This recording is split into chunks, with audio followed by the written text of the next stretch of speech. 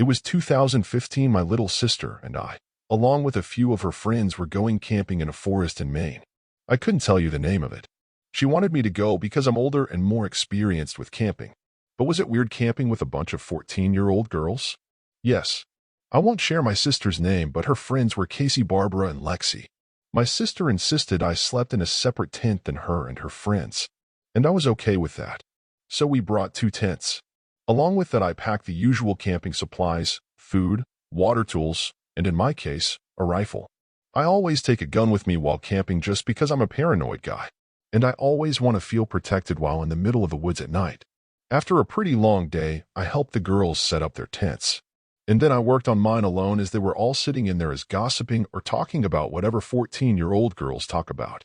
When I finished, I put the fire out. Being the older brother, I of course felt responsible for my sister and her friends. So I moved the tent really close to theirs, turned on my reading light, and continued where I left off in the book I was reading. The chattering of the girls and the next tent over was a bit distracting.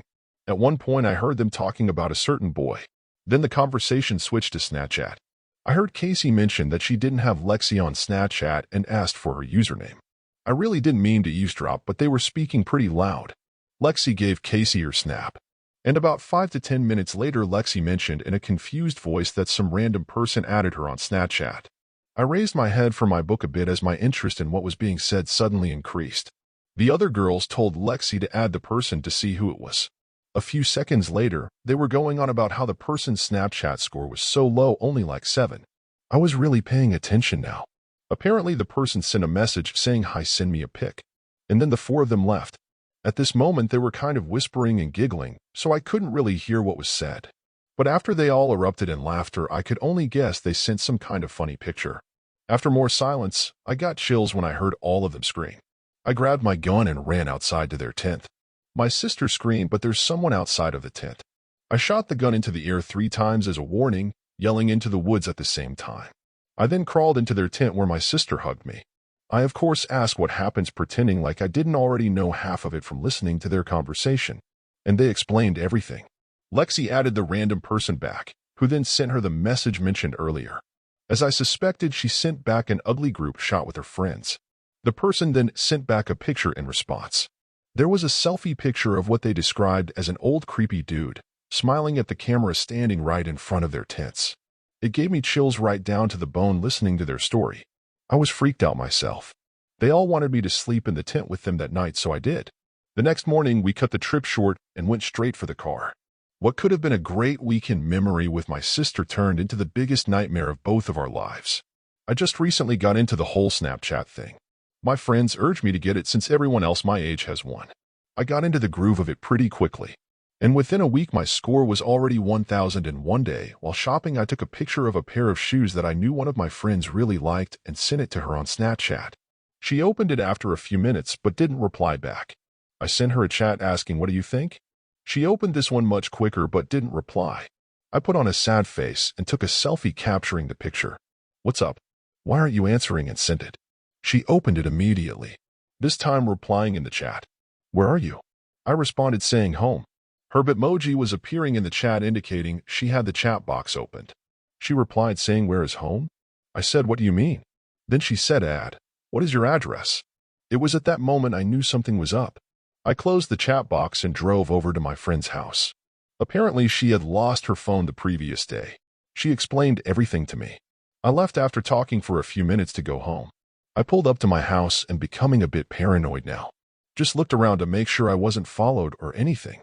Both of my parents were out of town, and my brother was out of state, so I was home alone for the night. That night when I was laying in bed, checking my instant snap before going to sleep, I remembered I could just check where my friend's bitmoji was on the maps track the thief. So I opened up the snap map. Her bitmoji was right on top of mine on top of my house. I dove to turn off my lamp and shut the blinds. The fear made me paranoid. I started to question whether I locked the front door or even the back door. But that didn't matter because when I heard sounds coming from downstairs below my room, I knew someone was in the house. I tiptoed to my bedroom door to lock it, then called the police. The operator asked me to stay on the line with them until the police arrived. When they arrived, it turned out nobody was in the house. It was just my paranoia playing tricks on me. We found my friend's phone in the backyard hidden under a bush screen, still on with a battery in the 60% range, meaning he couldn't have been gone for too long. The next day, I returned the phone to my friends and my parents came home, so I didn't feel scared anymore. I will, however, keep my location private on Snapchat from now on, and I recommend you do the same. This happened a week ago. Up until a few days ago, I went to a small local gym in my now previous New Jersey town called Black Bear Fitness. One day, I had the misfortune of running into some skinny, awkward yet creepy-looking kid, probably 18 years old. He didn't look like he belonged in a gym at all. I had headphones in, and I was doing my set when I heard him saying something to me, but it was muffled by the music. I was already annoyed with this kid given that he was breaking an unwritten rule of the gym. Don't try to talk to somebody when they're doing their sets. I took my time finishing my set, and then took my headphones out to ask if he needed something. Then he started acting like I looked familiar, but right away I knew this kid was just trying some pathetic attempt at making friends. I assured him I didn't, but the kid wouldn't stop talking to me. I'll skip most of the conversation. But eventually he actually asked me for my Instagram and Snapchat, weirdly enough, and for whatever reason I gave them to him. Instead of just saying something like, "Buddy, I'm trying to work out," or "I don't have social media." After I gave him my Snapchat and Instagram, however, I did kind of urge him to let me resume my workout. He finally seemed to get the message and walked away. Not without saying bye like 3 times, though. That night I got a snap on my phone saying from Sean. I immediately sighed and said, "Oh no." Just wondering why the hell the kid would snap me. I opened the snap, and the kid was in a creepy, weird pose. Face way too close to the camera, with his head resting in his hand and a half smile on his face. The text over the picture was "Hey," with 2 Ys. I muttered the words, "What the fuck?" For the record, I'm a guy, which made this even more weird. My thought process was, I've had enough of this loser already. I'm going to remove him and make it clear. I don't want to talk if I see him at the gym again. And so I did. I removed him minutes after he sent that snap. I'm sure not even a minute later. Again, the message popped up on my phone saying Snapchat from Sean. I waited a few minutes before opening it. This one was even creepier. Now the kid was sitting up on his bed, no smile, more of a surprised, angry expression. The text over the image said, "Why did you remove me?" Now I went as far as to block him, meaning he couldn't snap me anymore. And that was that. I threw my phone on the desk inside out of relief. Half an hour later, my phone goes off saying Sean added you as a friend, and then Snapchat from Sean. He actually made a new account. I opened the snap and felt my heart drop. It was a picture of my front lawn, the text over it, "Answer me, bitch." The first thing I could think of was, how did he find my address? Then I realized Snapchat made that new map feature that lets you see where your friends are. Somehow I had the balls to open the window to see outside. It was clear out there. I shut the window and the blinds and started considering calling 911.